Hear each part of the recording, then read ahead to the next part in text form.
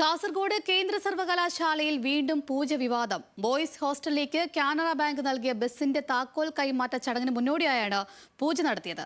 സർവകലാശാല ജീവനക്കാരൻ നടത്തിയ പൂജയിൽ VC ഉൾപ്പെടെയുള്ളവർ പങ്കെടുത്തു. സർവകലാശാലയുടെ പൊതു ഇടത്തിൽ മതപരമായ ചടങ്ങ് നടത്തരുതെന്ന മാനദണ്ഡം ലംഘിച്ചാണ് പൂജ നടത്തിയത്. വിവരങ്ങളുമായി രതീഷ് വാസുദേവനാണ് ചെയ്യുന്നത്. രതീഷ്, ഈ മാനദണ്ഡങ്ങളൊക്കെ കാറ്റിൽ പറത്തിയിട്ടുള്ള ഒരു നടപടിയിലേക്കാണല്ലോ വീണ്ടും കടക്കുന്നത്. എന്താണ് വിവരങ്ങൾ?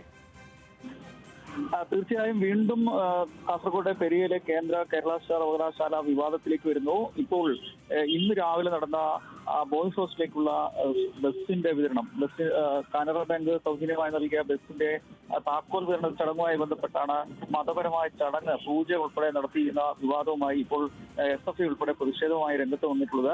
നേരത്തെ തന്നെ സർവകലാശാല കോമ്പൗണ്ടിൽ ഉൾപ്പെടെ ഇത്തരത്തിൽ മതപരമായ ചടങ്ങ് നടത്താൻ പാടില്ല എന്ന നിർദ്ദേശമുണ്ട്, നിബന്ധനയുണ്ട്. അതൊക്കെ കാറ്റിൽ പറത്തിക്കൊണ്ടാണ് ഇത്തരത്തിൽ ഒരു പൂജ നടത്തിയിരിക്കുന്നത്, ഹിന്ദു ആചാരപ്രകാരമുള്ള പൂജ നടത്തിയിരിക്കുന്നത്. അത് ആ സർവകലാശാല ജീവനക്കാരൻ തന്നെ ആ പൂജയ്ക്ക് നേതൃത്വം നൽകിയെന്നതാണ് ഏറ്റവും വിചിത്രമായത്.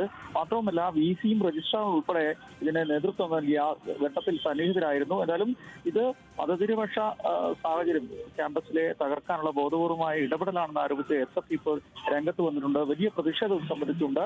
നിരവധി തവണ ഇത്തരം